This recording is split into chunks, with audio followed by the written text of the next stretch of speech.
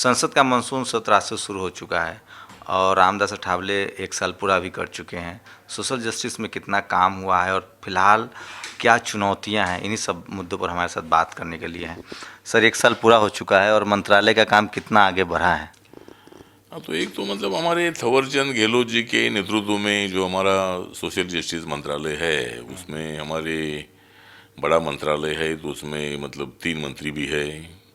उसमें हमारे विजय सांपला जी भी है, कृष्णपाल का गुजर जी भी है, मैं भी मतलब MOS उधर हूँ।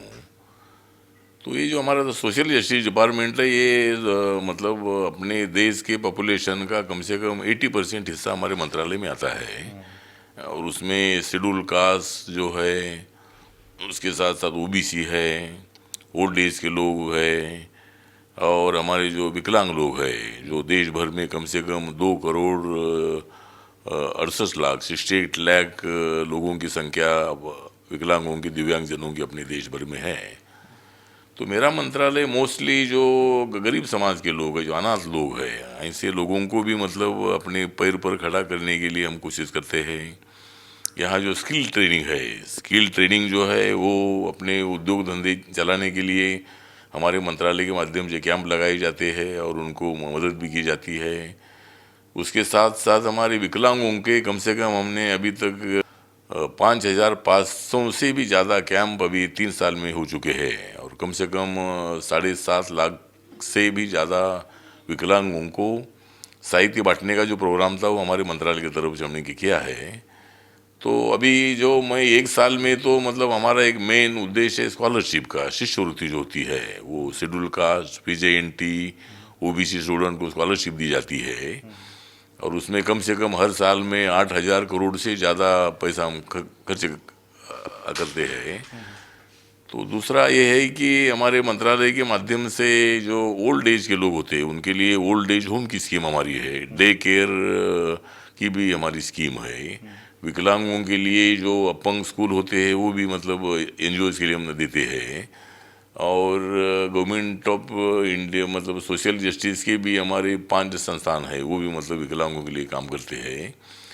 तो अभी मतलब हमने जो OBC कमीशन है, तो OBC कमीशन जो है ये 90 में मंडल कमीशन के माध्यम से मतलब OBC लोगों को रिजर्वेशन मिला शिक्षा में और नौकरी में, जो PP सिंह जी प्रधानमंत्री थे।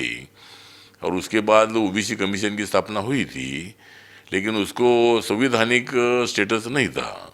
जिस तरह शेड्यूल कास्ट कमीशन को, शेड्यूल ट्राइब्स कमीशन को, सफाई मजदूर कमीशन को जिस तरह मतलब स्टेटस है, अपना कॉन्स्टिट्यूशन स्टेटस है, उसी तरह संविधानिक स्टेटस जिसको नहीं था। तो अभी अभी लोकसभा में OBC कमीशन को कॉन्स्टिट्यूशनल स्टेटस देने का बिल पास हो चुका है। अभी वो इस सत्र में राज्यसभा में आएगा और राज्यसभा भी उसको मान्यता दे देगी। उसके बाद हमने मतलब विकलांगों के लिए जो पहले 3% रिजर्वेशन था नौकरियों में, तो 4% हमने कर दिया है, और शिक्षा में 5% हमने रिजर्वेशन रखा है। तो ये भी एक बिल हमने हमारे मंत्रालय ने पास किया है। अठावले साहब, अभी लगातार इस तरह की घटनाएं आ रही हैं कि सीवर में उतरने की वजह से SC कैटेगरी के लोग, जो सफाई कर्मचारी का जो अमानवीय काम करें, उनकी मौत की घटना हो रही है। ये दिल्ली में, देश की राजधानी दिल्ली में पिछले 1 महीने में 100 से 90 लोगों की करीब मौत हो चुकी है। तो इसे किस तरह से ले रहे हैं? और ये जो, जबकि इसके लिए पनिशेबल ऑफेंस है, कंपनसेशन नहीं मिल रहा है। 10 लाख जो सुप्रीम कोर्ट का कंपनसेशन है, अभी 15 जुलाई की घटना है, 4 लोग की मौत हो चुकी है। तो क्या इस तरफ मंत्रालय का कुछ ध्यान है कि इस पूरे जो ये जो अमानवीय काम है, इसको लेकर ड्रेनेज सिस्टम कैसे हो, नगर पालिका, म्यूनसिपालिटी कैसे इसकी रिस्पॉन्सिबिलिटी ले? नहीं, मुझे लगता है कि ड्रेनेज सिस्टम और सीवर सिस्टम में कभी कभी और बहुत बार मतलब जो सफाई मजदूर उनको तकलीफ भी होती है, बहुत सारे लोग बीमार भी होते हैं, कुछ लोगों की मृत्यु भी हो जाती है।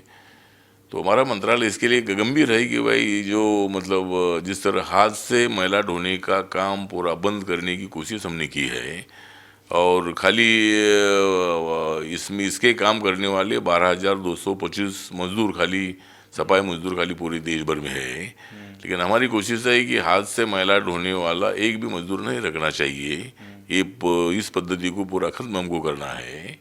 लेकिन जो सवाल आपने बताया कि दिल्ली हो या मुंबई हो या कलकत्ता हो, चेन्नई हो या बड़े बड़े शहरों में मतलब ड्रेनेज में उतर कर उनको मतलब वो काम करना पड़ता है, तो उसके लिए जरूर हमारा मंत्रालय गंभीरता से सोच रहा है और उनको मैक्सिमम जो मदद है, अगर ऐसा होता है तो कॉरपोरेशन ने भी उनको मदद करनी चाहिए, राज्य सरकार ने भी उनको मदद करनी चाहिए, और हमारे मंत्रालय की तरफ से भी हम उसके लिए क्या कर सकते हैं जरूर मतलब। सर अभी मैं एक बिल्सन है, वेजवारा बिल्सन, मैक्सेसे इनाम पुरस्कार भी मिला है उनको, और वो लगातार जो हाथ से मैला उठाने की प्रथा थी उसके खिलाफ आंदोलन चला रहे हैं।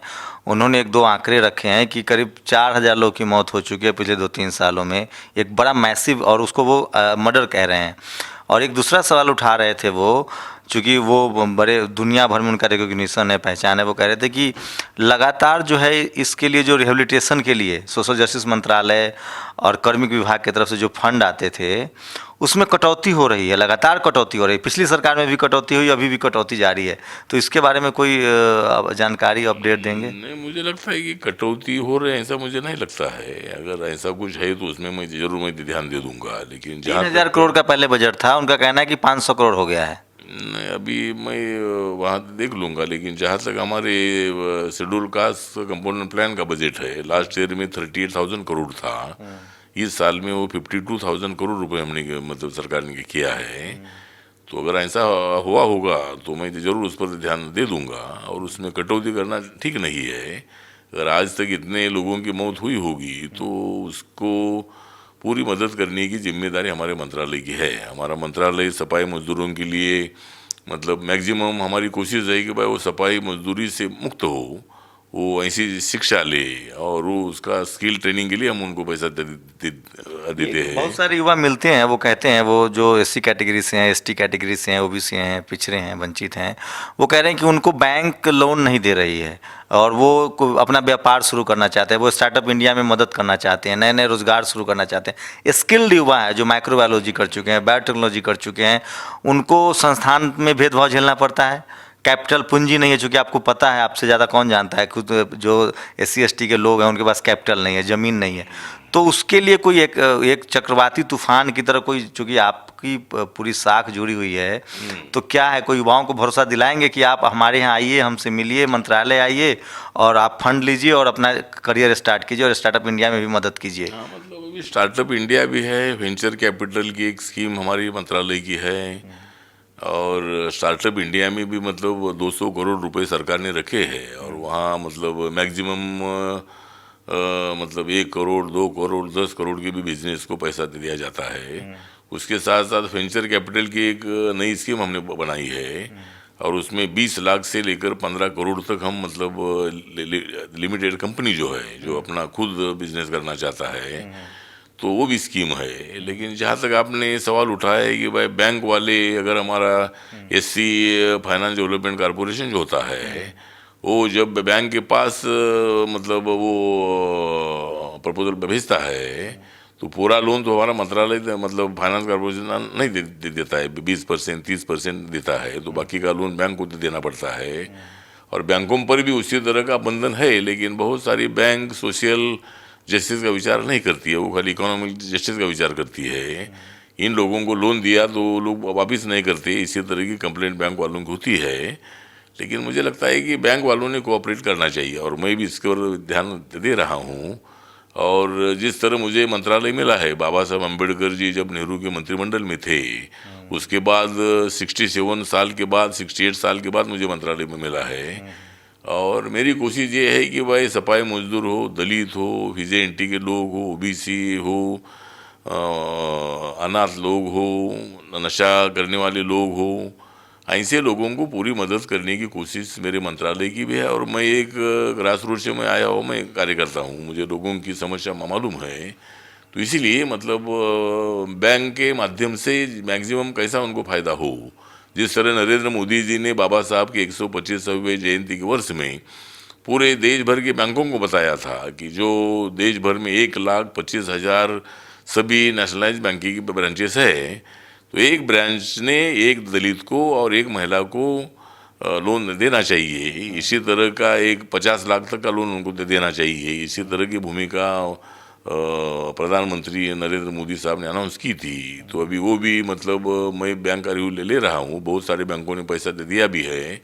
तो हमारे नौजवानों को अपने पैर पर खड़ा करने की जिम्मेदारी हमारी है। कोई आंकड़ा है कितने बहुजन समाज के लोगों को लोन मिला है, खासकर तो अभी आंकड़ा तो हम बता सकते हैं, अभी तो मेरे पास आंकड़ा तो नहीं है, लेकिन हजारों लोगों को हर साल लोन मिलता ही है। मतलब हर राज्य में, मतलब राज्य का फाइनेंस डेवलपमेंट कॉरपोरेशन है, NSFDC है, national schedule caste and schedule tribe development finance development corporation है। उसके माध्यम से भी मतलब काफ़ी लोगों को अपना टूरिस्ट का बिजनेस के लिए, कोई बिजनेस के लिए पैसा मिलता है।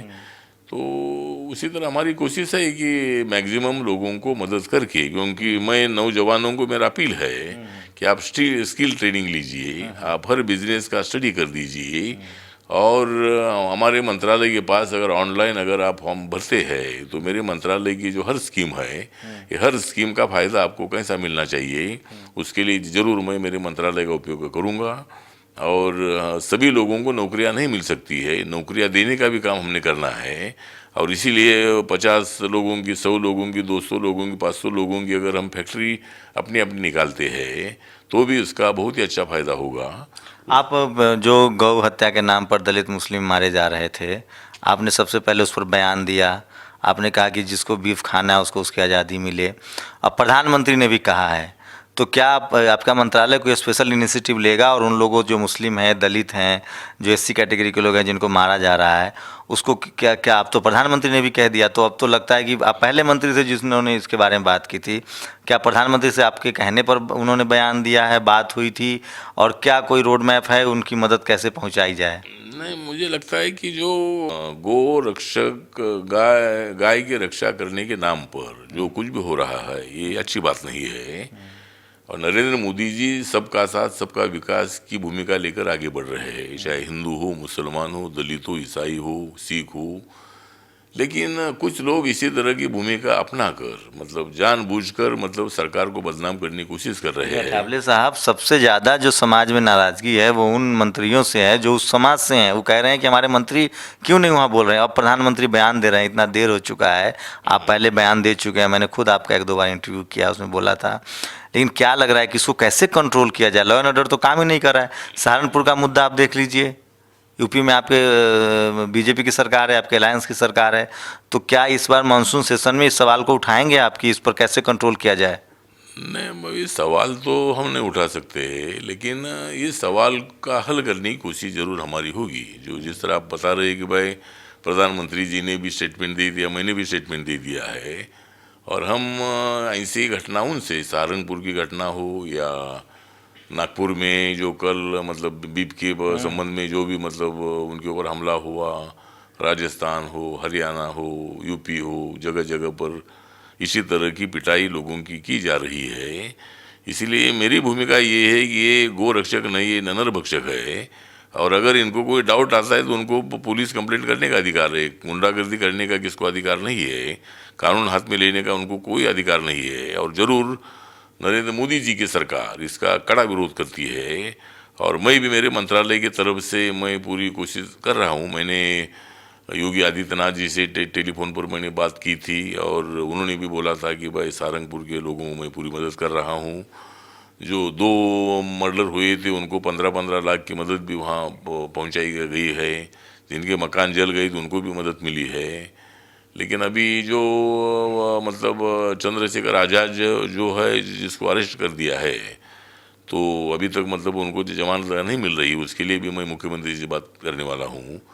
और दलितों की पूरी सुरक्षा करने की जिम्मेदारी राज्य सरकारों की है, केंद्र सरकार की भी है।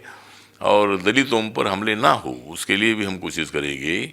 और एक गो रक्षा के नाम पर जो भी कुछ लॉ एंड ऑर्डर खराब करने का काम हो रहा है, उस पर भी कड़ी नज़र हमारी है।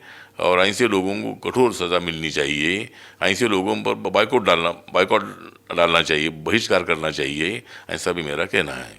एक आखिरी सवाल कि जिस तरह से ये सरकार चल रही है और उसमें जो जो एससी एसटी ओबीसी के मंत्री हैं उन पर बहुत सवाल उठाए जा रहे हैं कि जिस तरह से लगातार एट्रोसिटी के मामले बढ़े हैं, दलित अत्याचार हुए के मामले आए हैं, तो लोग जो उनके मास वोटर हैं, सपोर्टर्स, उनमें थोड़ी नाराज़गी है। लेकिन क्या इस सेशन में, मानसून सत्र में वो सब लोग एकजुटता दिखाएंगे ताकि इस तरह का हमला किसी पर हो रहा है जो मानवीय है उस पर रोक लगे और स्ट्रिक्टली रोक लगे? क्योंकि बातें हो रही है, प्रधानमंत्री ये तीसरी बार बयान जारी कर रहे हैं कि पहले उन्होंने कहा कि गौ रक्षा के नाम पर हिंसा जायज़ नहीं है, दोबारा उन्होंने कहा कि उनको समझना चाहिए, अब कह रहे हैं कि कार्रवाई होनी चाहिए, सख्त कार्रवाई होनी चाहिए। कार्रवाई कब होगी अठावले साहब, ये बड़ा सवाल जनता पूछ रही है। नहीं, कार्रवाई तो होती है जब इसी तरह का लॉ एंड ऑर्डर की स्थिति को पैदा करते हैं, गुंडागर्दी करते हैं, तो बाद में कार्रवाई होती है। लेकिन हम जो शेड्यूल कास्ट, शेड्यूल ट्राइब के सभी मंत्री हो या एमएल एमपीज हो, हम सब एक ही है। जब बहुत बार दलित अत्याचार पर संसद में चर्चा भी हुई है, उस पर सरकार ने प्रखर रिप्लाई देने का भी काम किया है। लेकिन दलित अत्याचार का इशू जो है ये पॉलिटिकल किसी ने नहीं करना चाहिए। चाहे सरकार बीजेपी के इसीलिए अत्याचार हो रहा है, इसी तरह की भावना रखना ठीक नहीं है। कांग्रेस के कार्यकाल में भी अत्याचार होते थे, अभी समाजवादी पार्टी की सरकार यूपी में थी तब भी अत्याचार हुए हैं। लेकिन सर जो लोग अत्याचार कर रहे हैं वो किसी पार्टी से, संगठन से जुड़े हुए हैं, वो हिंदूवादी पार्टी से जुड़े हुए हैं और वो अत्याचार सरेआम रोड पर आके चैलेंज कर रहे हैं लॉ एंड ऑर्डर को। यूपी में पुलिस के शिकंजे से आरोपी को छुड़ा लिया जाता है, पुलिस थाने पर हमले हो रहे हैं, तो उनको तो ऐसा लगा, जनता को समझ में आ रहा है कि ये मतलब प्री प्लान्ड है और गवर्नमेंट कार्रवाई नहीं करे, मतलब संरक्षण दे रही है। नहीं, गवर्नमेंट संरक्षण देने का विषय नहीं है। योगी आदित्यनाथ जी ने बोला है कि भाई ये कोई गुंडागर्दी करेगा हम उनको नहीं माफ़ करेंगे। लेकिन ठीक बात है, जो हो रहा है नहीं होना चाहिए और नहीं होने के लिए सरकार ने कदम उठाना चाहिए। और ये जिम्मेदारी हर राज्य सरकार की होती है, क्योंकि पुलिस यंत्रणा उनके हाथ में होती है। तो जरूर उसमें मतलब गुंडागर्दी ना हो, गाय के नाम पर भी कोई हमले ना हो, या दलित पर भी मतलब कोई अत्याचार करने की कोशिश ना हो, उसके लिए जरूर मतलब हमारी सरकार ध्यान देगी। एक आखिरी सवाल सर कि इस मानसून सत्र में खासकर सोशल जस्टिस मंत्रालय के और क्या क्या एजेंडे हैं जिससे कि जो बहुजन समाज के लोग हैं उनको फ़ायदा होगा? अभी एजेंडा तो अभी जो इशू आते हैं, जो सवाल आएंगे उस पर जो हमारा मंत्रालय तो रिप्लाई तो देगा ही। लेकिन जो हमने बोला कि अभी जो ये ओबीसी कमीशन का जो बिल है वो राज्यसभा में आएगा और उस पर वो बिल पर चर्चा होगी। अभी बाकी दूसरा बिल तो कोई तो नहीं है, लेकिन जो सवाल आएंगे उस पर हमारा मंत्रालय रिप्लाई देगा, जो योजनाएं हमारी है और हम और क्या इम्प्रूवमेंट कर रहे हैं उसके बारे में जवाब देंगे। तो ये थे रामदास अठावले, जिनकी माने तो जो गौ रक्षा के नाम पर हत्याएं हो रही है उसके खिलाफ सख्त कार्रवाई की ज़रूरत है और वो भी उस पर बल दे रहे हैं। प्रधानमंत्री का भी बयान आया है। अब देखना ये है कि आखिर इन आरोपियों पर कार्रवाई कब शुरू होती है। कैमरामैन तारा दत्त के साथ शंभू कुमार सिंह, नेशनल दस्तक, दिल्ली।